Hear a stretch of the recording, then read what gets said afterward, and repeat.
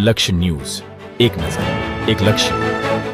વેસ્ટમાંથી best બનાવતો ધાંગ્રધાનો coconut artist. નારિયેળ કાચલીને નકામું સમજી ફેંકી દઈ છીએ, પણ તેમાંથી આકર્ષક વસ્તુઓ પણ બની શકે. 200થી વધારે નારિયેળના કાચલામાંથી વિવિધ કલાકૃતિ બનાવવા માટે લાગે છે 7 થી 8 કલાક જેટલો સમય. સ્કૂલના વિદ્યાર્થીઓને પણ આ કલા શીખડાવી આગળ વધારી રહ્યા છે. આપણે નારિયેળના કાચલાને નકામા સમજી ફેંકી દઈએ છીએ, તેમાંથી આકર્ષિત વસ્તુઓ પણ બની શકે છે. સુરેન્દ્રનગર જિલ્લાના ધાંગ્રધામાં રહેતા શંભુભાઈ મિસ્ત્રી, તેઓ નારિયેળના કાચલામાંથી એકથી એક ચડિયાતી આર્ટ ડિઝાઇન કરીને બનાવે છે. તેમની આર્ટ જોઈને વેસ્ટમાંથી બેસ્ટ વસ્તુનું મહત્વ પણ સમજાય છે. આપણે બધા જાણીએ છીએ, પરંતુ નારિયેળનો ઉપયોગ કર્યા પછી આપણે તેને ફેંકી દેતા હોય છે. પણ શંભુભાઈ જેવા વ્યક્તિઓ નકામા નારિયેળનો ઉપયોગ કરી તેમાંથી પણ કારીગરી કરી ઘરની શોભામાં વધારો કરે છે. વિવિધ કલાકૃતિ જેવી કે મોર, ચા પીવા માટેના કપ, કીટલી, રાધાકૃષ્ણની મૂર્તિ, હંસ, મોર, ફ્લાવર પોટ, પેન રાખવાના સ્ટેન્ડ, ફૂલદાની, નાવ, મોબાઈલ સ્ટેન્ડ જેવી વસ્તુઓ બનાવી છે. શંભુભાઈ આમ તો વુડન આર્ટિસ્ટ છે અને સાથે વિદ્યાર્થીઓ માટે વર્કશોપ પણ કરે છે. તેઓએ અત્યાર સુધીમાં 200થી વધારે કલાકૃતિ બનાવી ચૂક્યા છે. આ કલાકૃતિ નારિયેળના કાચલામાંથી બનાવે છે અને ઘરની સજાવટ માટે લેમ્પ, શો પીસ, બાઇક, દિવાલ પર લટકાવવામાં આવતી ક્રાફ્ટ પણ સામે આવે છે. અને તેઓ તૂટેલા નારિયેળના કાચલાનું અને લાકડાનો ઉપયોગ કરીને સુંદર કલાનું ઉદાહરણ પૂરું પાડે છે. તેમની આ કલાકૃતિ જોઈ લોકોને પણ આર્ટનું મહત્વ સમજાવ્યું છે. શંભુભાઈ દ્વારા આજની યુવા પેઢીને પણ વેસ્ટમાંથી બેસ્ટ વસ્તુ બનાવતા શીખવાડવા માટે કાર્ય કરે છે. શંભુભાઈ વેસ્ટમાંથી બેસ્ટ બનેલ વસ્તુનું વેચાણ પણ કરે છે, સાથે પ્રદર્શન મૂકે છે. લોકોને પણ અપીલ કરી રહ્યા છે કે આવી વસ્તુ દ્વારા આપણે વિવિધ કૃતિ બનાવી આર્થિક રીતે આગળ આવી શકાય છે. Bureau report, Brijesh Trivedi, Surendranagar. મારું નામ શંભુભાઈ મિસ્ત્રી, હું ધાંગધ્રા શહેરમાં રહું છું. આમ તો હું વુડન આર્ટિસ્ટ છું, પણ એક દિવસ મેં મંદિરમાં આ નારિયેળના કાચરા જે જોવેલ અને જે વેસ્ટમાં પડેલ અને તેનો કોઈ ઉપયોગ નહોતો, તે જોઈને મને એવું થયું કે આમાંથી કંઈક એવી વસ્તુ બનાવી જે ઘરમાં સુશોભન લાગે, તેને રોજિંદા ઉપયોગમાં આપણે વાપરી શકીએ. જેમ કે ચાના કપ છે, કીટલી છે, કે જે નેચરલ, જે કુદરત સાથે જોડાયેલી વસ્તુ છે, એને આપણે બનાવીને એનો ઉપયોગ કરી શકીએ, એવો મને વિચાર આવ્યો. અને પછી મેં આ નારિયેળના કાચરામાંથી વસ્તુ બનાવવાનું ચાલુ કર્યું ધીમે ધીમે. અને છેલ્લા 5-6 વર્ષથી આ નારિયેળના કાચરામાંથી હું વસ્તુ બનાવું છું અને તેનું વેચાણ પણ કરું છું.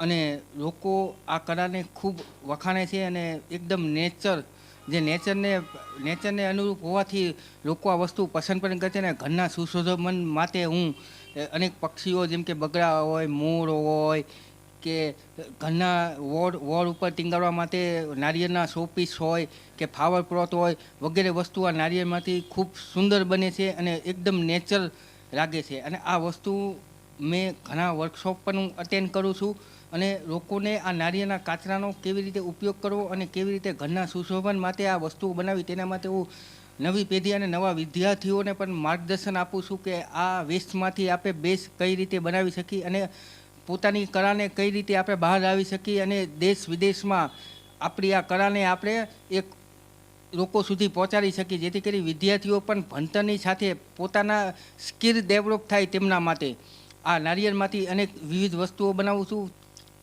હું અશોક કપૂર, જાગેન્દ્રાથી. મારા મિત્ર શંભુભાઈ મિસ્ત્રી વેસ્ટમાંથી બેસ્ટ એટલી બધી સારી વસ્તુઓ બનાવે છે, જે આપણા ઘરમાં ડેકોરેશનમાં, ખાવા પીવામાં પણ ઉપયોગમાં લઈ શકાય તેવી વસ્તુઓ બનાવે છે. અમને ઘણો બધો શોખ છે અને ઘણા છોકરાઓને નિશાળોમાં જઈને શીખડાવે છે અને મનથી કામ શીખડાવે છે. એમનો ઉદ્દેશ્ય જ છે કે ગમે તે વેસ્ટ વસ્તુ હોય એને કેવી રીતે ઉપયોગ કરવો.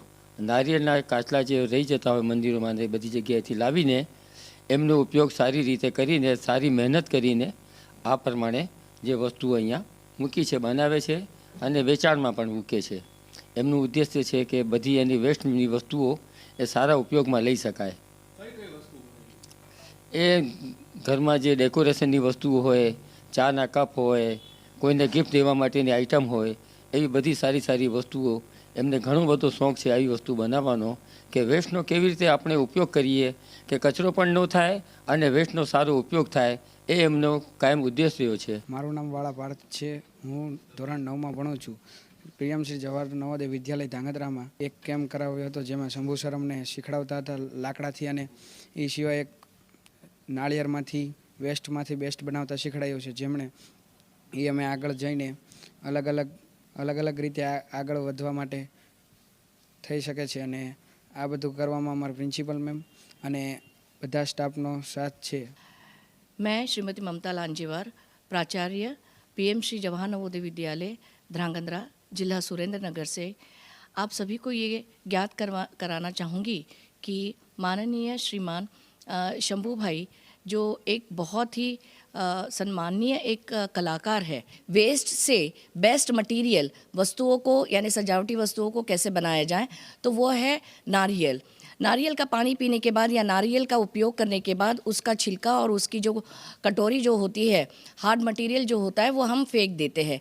लेकिन ऐसे फेंकी हुई वस्तुओं से वो विभिन्न प्रकार के डेकोरेटिव आइटम्स बनाने में माहिरत हासिल कर रहे हैं और उसी के वर्कशॉप भी हमारे स्कूल में, हमारे विद्यालय में बच्चों के लिए हमने आयोजित किया, जहां बच्चों ने बहुत सुंदर सुंदर रमाकड़े बनाए. बच्चों को इससे एक कौशल निर्माण हुआ है, उनमें एक अपने आत्मनिर्भरता, जैसे कि हमें पता है कि आत्मनिर्भर भारत कैसे बनाया जा सकता है. बहुत सारे ऐसा हो जाता है कि कभी कभी किसी कारणवश बच्चों को नौकरियां नहीं मिलती है या अच्छे प्लेसमेंट नहीं मिलता है.